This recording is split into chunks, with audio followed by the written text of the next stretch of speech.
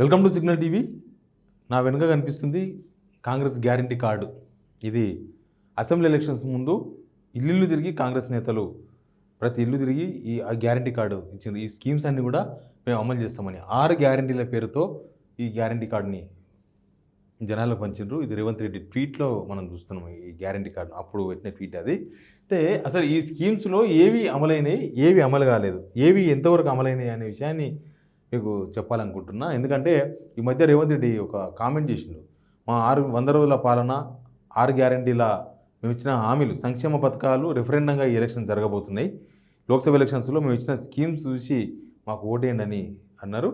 దానికి సంబంధించి చాలామంది అంటున్నారు, మీ రెఫరెండం సీరియస్గా రెఫరెండం ఉన్నారా? ఒకవేళ మీరు గెలవకపోతే 14 సీట్లు ఏదో ఉన్నాయి వాళ్ళ టార్గెట్, గెలవకపోతే ఏం చేస్తారు?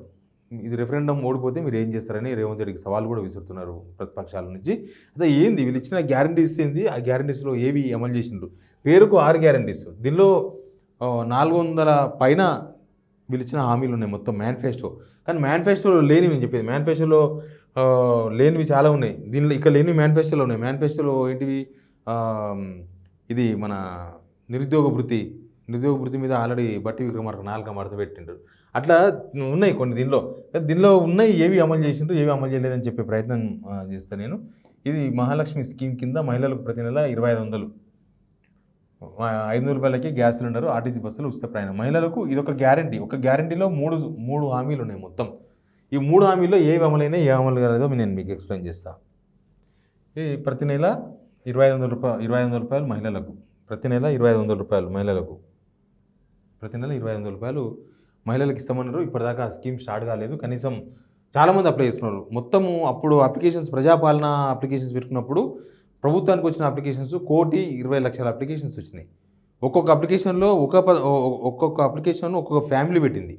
దానిలో వాళ్ళు అడిగిన వాళ్ళకు దేనికి ఎలిజిబుల్లో వాళ్ళు పెట్టినారు. దానిలో 2500 రూపాయల గురించి పెట్టవచ్చు, గ్యాస్ సిలిండర్ అదే అప్లికేషను, అన్నింటిలో ఒకటే అప్లికేషన్లో వాళ్ళకి కావాల్సిన గ్యారంటీస్ ఏమేమి ఉన్నాయి అవన్నీ కూడా పెట్టినారు. అట్లాంటివి 1,25,00,000 అప్లికేషన్స్ గవర్నమెంట్ దగ్గర ఉన్నాయి. తర్వాత అవి వేరు చేసినా వేరు చేయలేదా ఏమైందో తెలియదు. కానీ 2500 స్కీమ్ అయితే ఇప్పటిదాకా అమలు రాలేదు. అసలు దానిలో ఎంతమంది అర్హులు ఉన్నారు, అసలు దీనికి గైడ్లైన్స్ ఏంది, 2500 రూపాయలు ఎవరికి వస్తాయి? ప్రతి మహిళకి ఇస్తామని చెప్పిన అసెంబ్లీ ఎలక్షన్స్ ముందు. ప్రతి మహిళకి ఇస్తారా, లేకపోతే దానిలో మళ్ళీ కొర్రలు పెడతారా తెలియదు. ఈ ఐటీ కట్టే వాళ్ళకి ఇవ్వరు, బిజినెస్ చేసే వాళ్ళకి ఇవ్వరు, ప్రభుత్వ ఉద్యోగులకి ఇవ్వరు, ప్రైవేట్ ఉద్యోగులు ఐటీ కట్టే వాళ్ళు ఉంటే వాళ్ళకి ఇవ్వరు, సొంతం ఇల్లు ఉంటే ఇవ్వరు. ఇవన్నీ చాలా ఉన్నాయి. ఇంకా ప్రతి ఒక్కటి రేషన్ కార్డుకు లింక్ పెట్టారు కదా, రేషన్ కార్డు కూడా ఇవ్వలేదు ఇప్పటిదాకా. రేషన్ కార్డు ఎవరికి, కొత్త రేషన్ కార్డుకి ఎవరికి రాలే. కాబట్టి ఈ స్కీమ్ రాలే. మొత్తం ఒకటో గ్యారంటీలో ఈ స్కీమ్ రాలేదు. తర్వాత ఈ 2 స్కీమ్స్ గురించి మాట్లాడదాం. ఫస్ట్ ఆర్టీసీ బస్సులో ఉచిత ప్రయాణం. వాళ్ళు వచ్చినాక ఫస్ట్ కాంగ్రెస్ గవర్నమెంట్ వచ్చిన తర్వాత ఫస్ట్ స్కీమ్ మహిళలకు ఉచిత బస్సు. ఆ ఉచిత బస్సు మీద చాలా కాంప్లికేషన్స్ ఉన్నాయి. ఎందుకంటే రైతు బంధు విషయంలో ఇట్లా 100 ఎకరాల రైతుకి ఎందుకు ఇచ్చారు అన్నట్టు, దీనిలో కూడా ఉచిత బస్సులో ఎందుకు అందరికీ ఉచిత బస్సు? ప్రభుత్వ ఉద్యోగులకు ఎందుకు? ప్రభుత్వ ఉద్యోగులు రోజు బస్సులు తిరిగేది ఎవరు? రోజు ప్రభుత్వ ఉద్యోగం చేసుకునే వాళ్ళు, ప్రైవేట్ ఉద్యోగాలు చేసుకునే వాళ్ళు రెగ్యులర్ తిరుగుతూ ఉంటారు. కొంత ఈ వ్యాపారం చేసుకునే వాళ్ళు, చిరు వ్యాపారులు, వీళ్ళు తిరుగుతూ ఉంటారు. ఇక మిగతా రోజు అయితే మహిళలు ఎవరు తిరగరు. ఎప్పుడో నెలకోనాడో 2 నెలలకు ఒకనాడో వాళ్ళ అమ్మగారింటికి పోయినప్పుడు, వాళ్ళ అత్తగారింటికి పోయినప్పుడు, వాళ్ళ చుట్టాల ఫంక్షన్స్ అవి ఉన్నప్పుడు మాత్రమే పోతూ ఉంటారు. కాబట్టి ఇది అందరికీ యూస్ఫుల్ అయితే లేదు. ఆర్టీసీ బస్సులో ఉచిత ప్రయాణం అనేది అందరికీ యూస్ఫుల్ లేదు, కొందరికి మాత్రమే యూస్ఫుల్ ఉంది. మెయిన్గా స్టూడెంట్స్కి ఉచితంగా పెడితే అయిపోయేది కదా, స్టూడెంట్స్ వరకే పెడితే అయిపోయేది కదా, కాలేజీ పిల్లలు, స్కూల్ పిల్లలకు ఫ్రీగా. తర్వాత జెంట్స్ కూడా కాలేజీ పిల్లలకు ఫ్రీగా ఇస్తే బాగుండే కదా. ఇట్లాంటివి దానిలో చాలా ఉన్నాయి. కాకపోతే దీనిలో ఇదైతే అమల్లో ఉంది. ఆర్టీసీ ఉచిత ప్రయాణం అయితే ప్రస్తుతానికి అమల్లో ఉంది. లోక్సభ ఎలక్షన్స్ తర్వాత మహిళలకు హాఫ్ టికెట్ పెట్టే ఆలోచనలో ప్రభుత్వం ఉంది. ఎందుకంటే మిస్యూజ్ చేస్తున్నారు మహిళలు అనేది ఒక అబ్జర్వేషన్. తర్వాత 500 రూపాయలకి గ్యాస్ సిలిండర్ 500 రూపాయలకి స్కీమ్ కూడా లాంచ్ అయింది. కానీ అది ఎవరికి వస్తుందో, ఎక్కడొస్తుందో ఎవరు తెలియదు.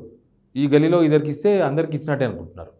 మొత్తం 30 లక్షల మందికి మేము గ్యాస్ సబ్సిడీ ఇస్తున్నామని చెప్తున్నారు. ఆ గ్యాస్ సబ్సిడీ కూడా మనం 500 రూపాయలకు గ్యాస్ సిలిండర్ కాదు, మనం మొత్తం పెట్టుకుంటే వాళ్ళు మళ్ళీ బ్యాంకులో వేస్తారంట. అవి వచ్చినాయంటే నిన్న ఫస్ట్ విడత పైసలు నిన్న వచ్చినాయని చెప్తున్నారు. అది 30 లక్షల మందికి అని గవర్నమెంట్ చెప్తుంది.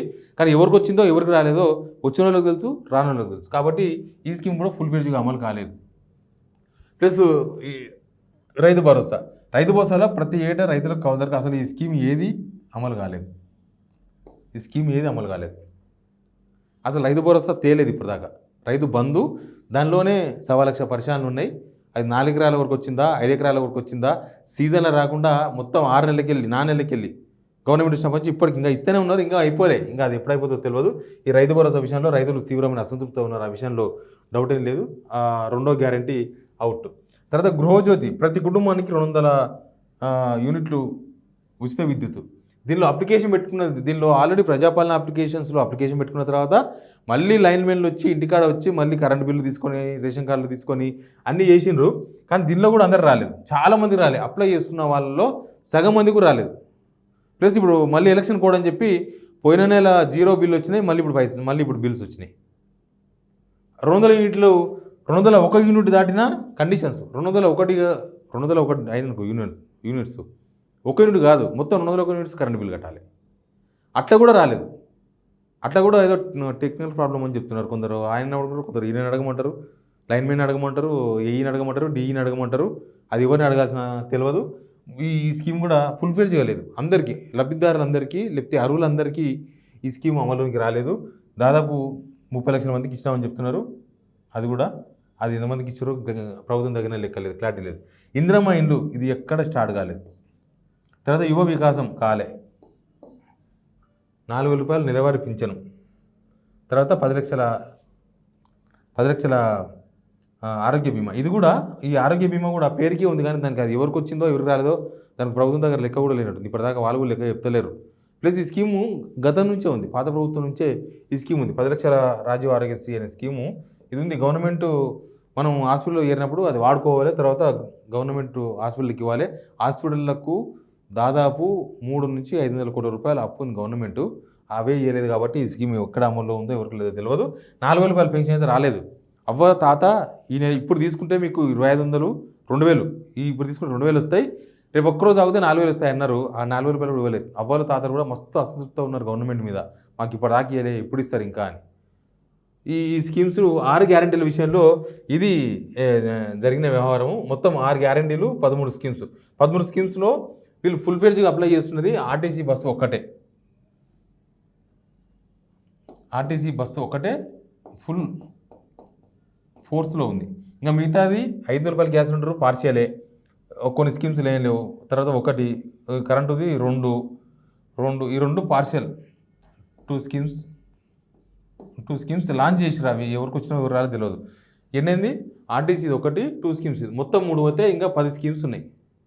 ఇంకా 10 స్కీమ్స్ 10కి 10 స్కీమ్స్ 10 స్కీమ్లు అసలు అడ్రస్ గల్లంతైనాయి.